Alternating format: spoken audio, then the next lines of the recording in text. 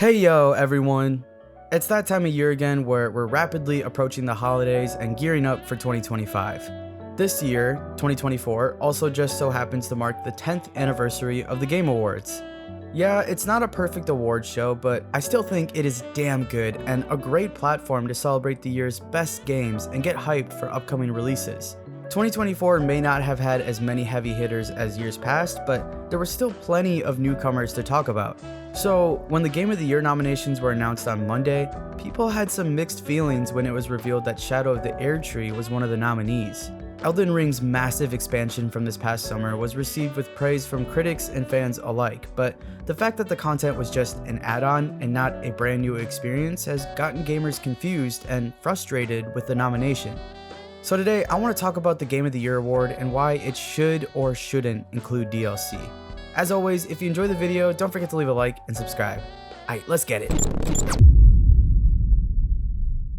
Alrighty, so let's start with addressing the elephant in the room here. Are expansions or DLC even eligible for Game of the Year?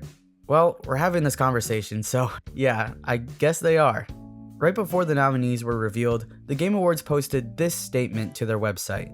The Game Awards aims to recognize the best creative and technical work of the year, irrespective of the format of that content's release. Expansion packs, new game seasons, DLCs, remakes, and remasters are eligible in all categories if the jury deems new creative and technical work to be worthy of a nomination. Factors such as the newness of the content and its price/value should be taken into consideration. Okay, so at first glance, this looks like the Game Awards are bending the rules to cater to Elden Ring's previous success the past couple of years, but we've actually ran into this conundrum once before in the past. In 2016, a year after the game's initial release, The Witcher 3's DLC Blood and Wine ended up winning Best RPG. Now, that's not the same level as Game of the Year like Shadow of the Erdtree, but CD Projekt Red's expansion took home a pretty prestigious award in spite of some other great RPGs releasing that year like Dark Souls 3 and Xenoblade Chronicles X. So there's already a precedence for something like this in the Game Awards history, just maybe not to the extent of the Game of the Year award.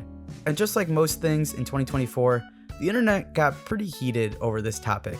I went through and jotted down some arguments for and against the nomination and want to present them to you guys so you can give your own opinion on the subject. On the for side, I've seen people mirror what the Game Awards stance is. If the content is some of the best of the year, then it deserves its flowers, regardless of its format. Shadow of the Erdtree is some of the best DLC we have ever seen, and it even gives the original Elden Ring a run for its money. This isn't like a Fortnite Battle Pass or a Warzone season, it's a pretty big expansion that is easily worth the price of admission. I've seen people say that Shadow of the Erdtree getting a nomination is a testament to how great the post-launch content really is for Elden Ring. This should be an honor for the developers' continued hard work. Besides, if a DLC is being nominated for Game of the Year, isn't that just an indictment on the competition? Was this year so starved of quality new games that a DLC would get nominated over a completely new project? On the opposing side, the argument against Shadow of the Erdtree is much stronger, in my opinion. I won't sugarcoat it, I'm definitely on this side of the debate. For starters, I feel like Elden Ring just won. After all, 2022 was just 2 years ago, and I wouldn't be surprised if there's still a bit of bias favoring the game. Don't get me wrong, Elden Ring is incredible and deserves all the praise it got, but it also kind of feels like because of that, it got an unfair head start on this year's newcomers. While a game like Balatro is pioneering their own new mechanics and gameplay ideas, Shadow of the Erdtree is building upon Elden Ring's system and essentially refining it. On top of that, Shadow of the Erdtree isn't even accessible unless you buy the base game from 2 years ago and beat a decent portion of it. This isn't like Cyberpunk 2077's Phantom Liberty where you could essentially hop into it right away. You gotta beat some pretty difficult bosses to even access this content. And as much praise as Shadow of the Erdtree got, it didn't reinvent the base game like Phantom Liberty basically did. Like I said, Elden Ring's mechanics are freaking incredible, but they were already rewarded for it. For how amazing the game is, let me ask you something. Is Elden Ring truly worthy of winning Game of the Year twice? The debate isn't whether or not Shadow of the Erdtree is good, because clearly it is, but instead this is an argument about who should be qualified to win Game of the Year. This argument is about the principle of the category and the award show in general. Elden Ring had its time to shine. We should be honoring the newcomers like Game Science, whose first AAA game is a hit in Black Myth Wukong, or Balatro, a game developed by a single person, a feat that has never happened before in the history of the Game of the Year award.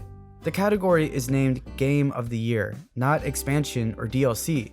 They already have a category for that called Best Ongoing Game, but if the jury really wants to segment the categories more, then just add in a Best DLC vote. While you're at it, throw in a Best Remake/Remaster category as well. Look, I'm not trying to hate on the Game Awards here because I ultimately feel like it's the best celebration of the video game industry, but come on, man. Last year's show broke its own record and had 118 million live streams, which is astounding, so clearly people have interest in this.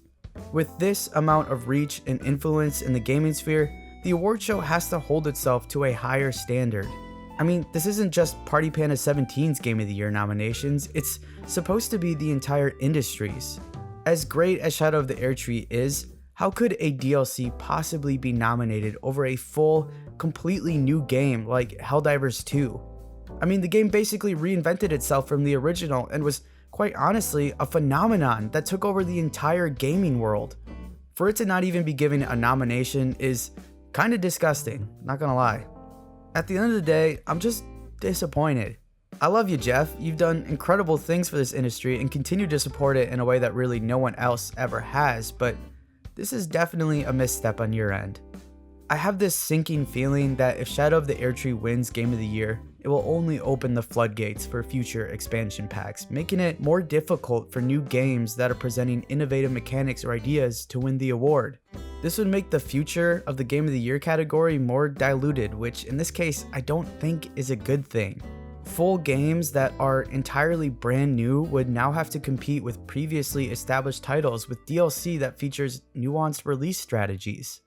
Like, I guess, if you're still listening to my rambling at this point, my biggest takeaway is that the gaming industry is still very, very young and constantly evolving. I mean, this is only the 10th anniversary of the Game Awards after all. But as this industry grows and changes, it will have to find a way to honor the year's best content, regardless of its shape or form. The unavoidable truth is that DLC, season battle passes, remakes, and remasters are just a staple of the industry now. And it appears that the Game Awards is willing to honor this content at the same level as a brand new, full game. I'm interested to see how this all plays out and revisit the topic again in the future. Maybe the online backlash will urge the jury to just add in a new category, or maybe Shadow of the Erdtree will win and then we'll all have to re-examine how we define Game of the Year. Either way, I want to hear what you guys think about all of this. What are your thoughts on Elden Ring potentially winning Game of the Year again? Do you think DLC should just get its own category or just maybe not even be included at the award show at all? What game would you rather have been nominated over Shadow of the Erdtree? I'd love to hear all of your thoughts and opinions down below in the comments. If you enjoyed the video, don't forget to leave a like and subscribe, it means a lot. I appreciate you guys as always, and I'll catch you in the next one.